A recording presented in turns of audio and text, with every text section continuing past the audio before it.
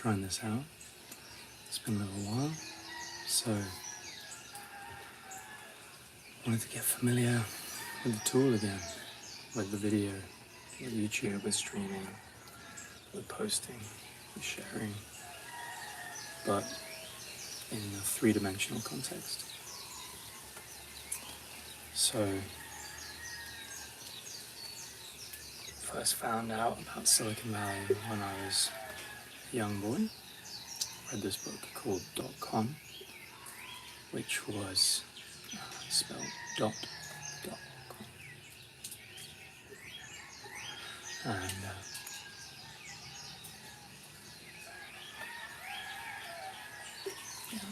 And yeah, it was a life-changing book to read.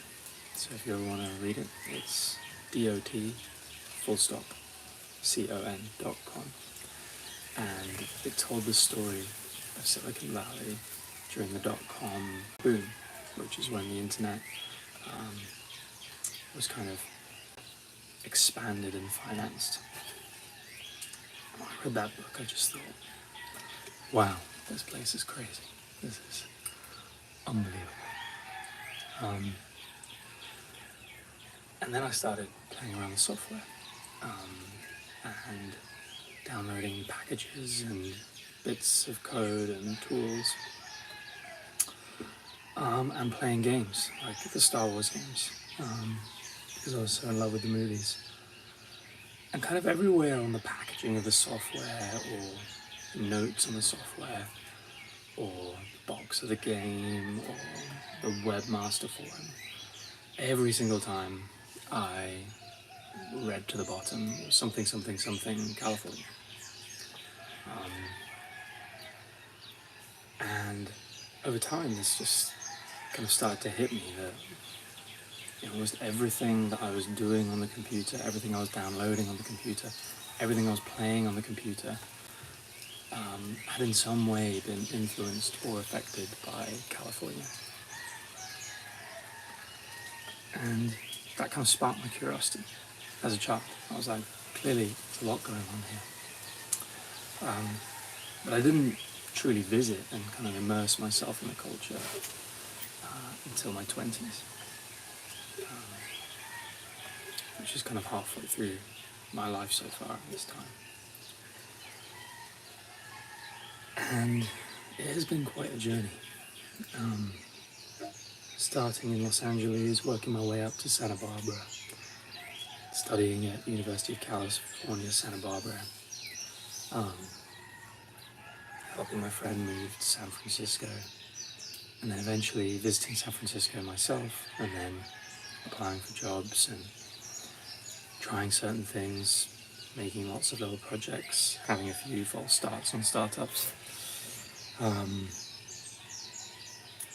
and then eventually kind of placing myself full-time in the Valley with a visa, ready to go, just before the pandemic. It's been pretty interesting, because it's like everything I work towards to get there on my own steam kind of got turned upside down,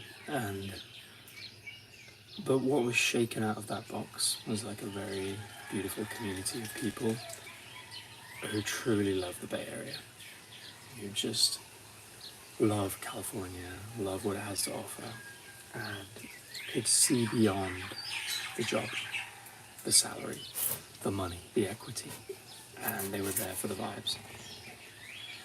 And so we actually had a really special time. This kind of ragtag bunch of people who was still in the city. A lot of us were immigrants. A lot of us were just kind of making it work. We couldn't travel. And many of the people who had family in America had left, quite rightly, because they wanted to be around their family and they wanted to look after their parents or reconnect. And then there was this interesting vibe because a lot of people had this buffer from kind of guaranteed paid income. And so what you had was the Bay Area population contracting and earning without working, really.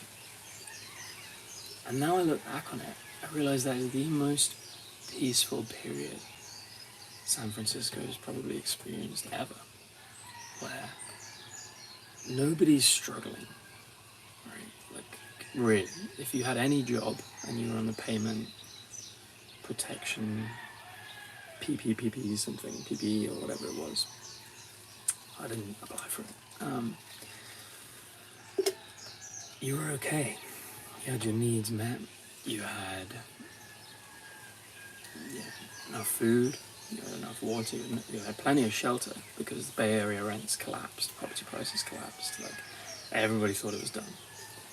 And then this kind of underground scene of gatherings started to emerge. And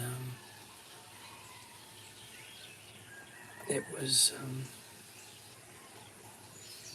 in retrospect, pretty special.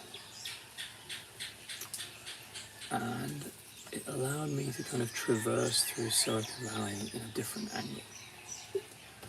It got me fully in touch with the mountains, the beaches, the oceans, the forests. Got me fully in touch with the underground music scene, the outdoor parties, the gatherings, the raves, the renegades. It got me in touch with my neighbors. Because we were buying food for each other and doing things and having outside gatherings. And so, in so many ways, this is great, by the way, it kind of reduced the temperature of the valley, integrated this kind of new community of people, and kind of financed them. And I think that's why a lot of people had a pretty great pandemic. And during this period, my goal was to help young people move there, because it was a unique opportunity to wind back the clock 10 years on rent and land a place. And I knew kids who were renting like 3 to 5 bedroom penthouses, 90% off, 2 months down, just having the time of their lives. And there were houses popping up all over. And what I consistently said was, as long as the hacker houses are full of kids who won't be here, it's going to kick off again. And this was before OpenAI. This was like peak Robinhood asset bubble, peak crypto asset bubble, peak kind of tech stock trading asset bubble. So it's just this strange period where everybody felt this sense of breathing room. And many of the families who had wanted to move took that opportunity to move. And remote work was the default, so people who get remote work done, at least, I think creativity remotely was suffering, but everyone was just kind of keep their company alive, and so there was this huge period. And then the fundraising accelerated, and so there was capital flowing into everything. So it was a strange period of having kind of decrease in population, increase in liquidity, cash flowing everywhere digitally, very few in-person connections being made. I want to look back at it on those 2 years. It was laying the groundwork for so much.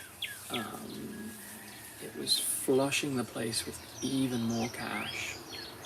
It was giving the OpenAI crew space to keep thinking. And I think a lot of people got their heads down as well. A lot of people either lost their minds or focused their minds.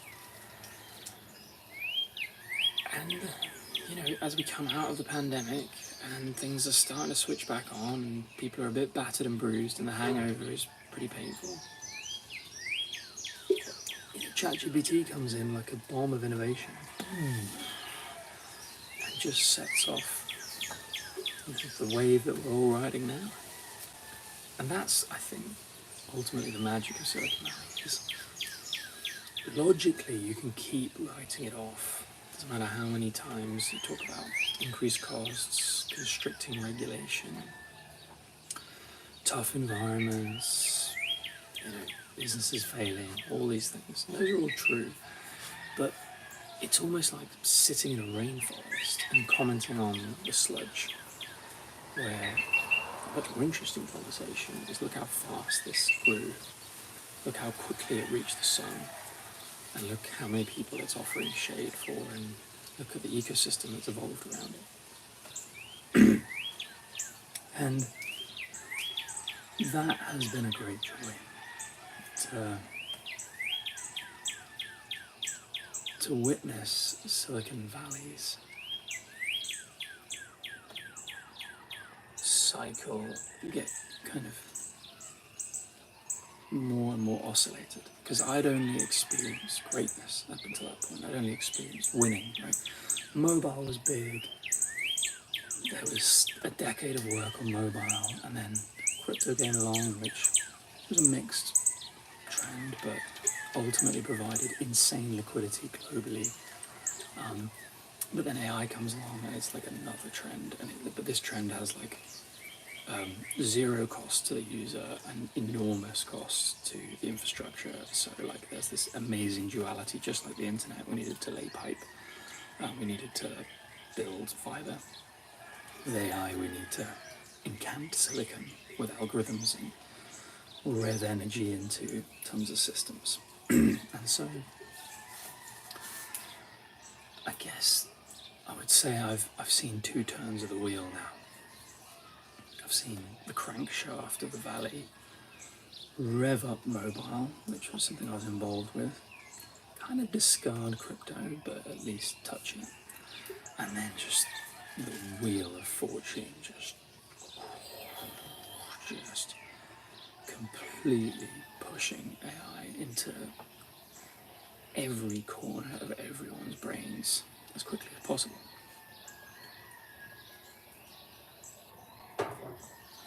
And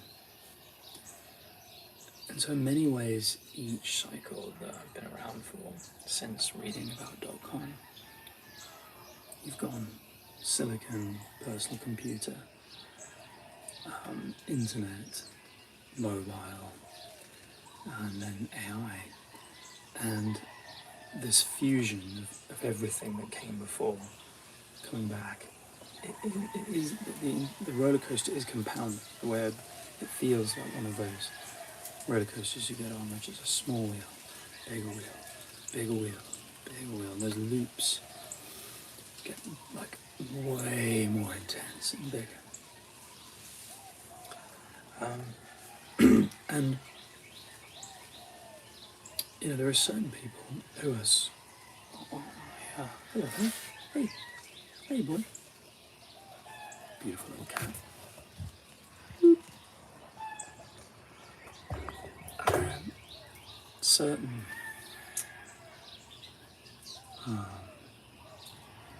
Certain people on a roller coaster who are like just riding the roller coaster. But then there are other people who can kind of hold a glass of liquid and just be calm. Here, hello. Hey. Yeah, hello. And can just be totally in control of themselves. Oh. There it goes. And I think that's what I'm so impressed with, is there are people who've been riding a roller coaster for decades and still find their center. They still have this kind of equanimity, this stillness, despite everything going on, despite all of the waves and the ups and downs. They have managed to find a source of tranquility, if you will. And that's something that I think we all struggle with. But to center back to the magic, the other thread I'd love to pull on is Star Wars, right? When I was young, watching Star Wars, and I just could not believe what I was seeing.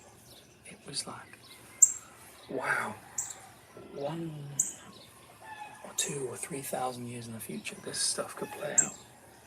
And I had this simultaneous curiosity for the movies and the people who made them, and the plot and the drama, and also this sadness that I wasn't being born, at a time where I could go into a hyperspace drive and flick between galaxies.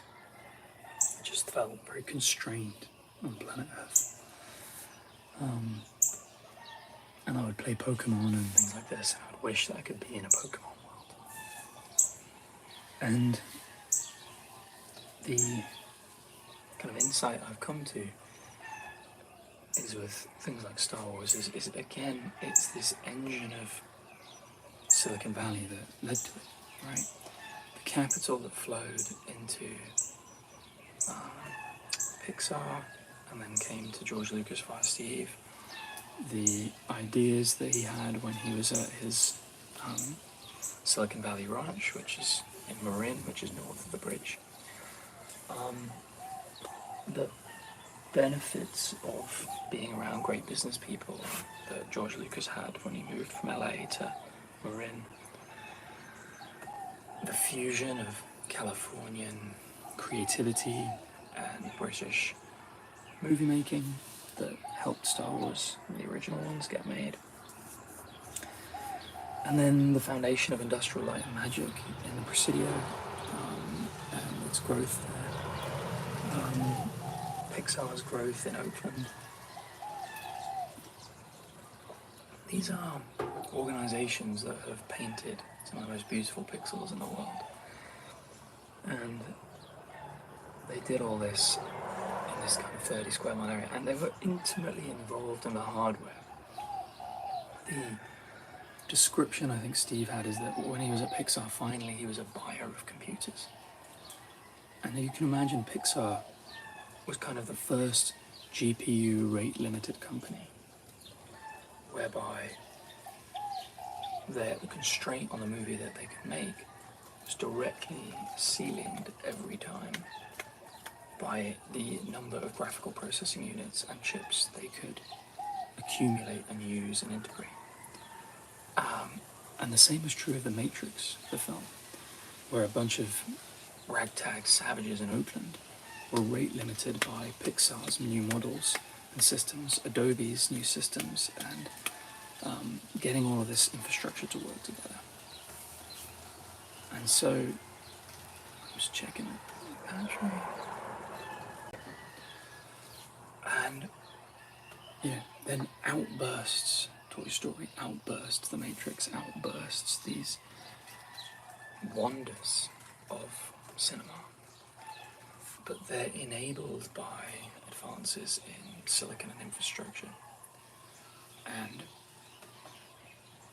it's like you can't cast the spell without the wand. And the wand masters are all beavering away in the bay. And with these wands, you have people who are like, oh my goodness, when they finish this wand, I'm gonna do this spell. I'm gonna make it happen. And that's how the magic is created. That's how the magic is created. Is people spending huge amounts of time and energy to craft these wands, and they're never sure which spells are going to come out of them. Jensen knew that accelerated computing was a useful wand, but he didn't know that Sam Altman and Greg Brockman would come knocking. And I think that's so interesting that you've just got this community of people who are like, I'm going to build magical tools, and I can't wait to see which wizards come along and what spells they cast. And I think that frame helps me understand what's so addictive about the place and why I keep going back and what keeps sucking me into the energy well.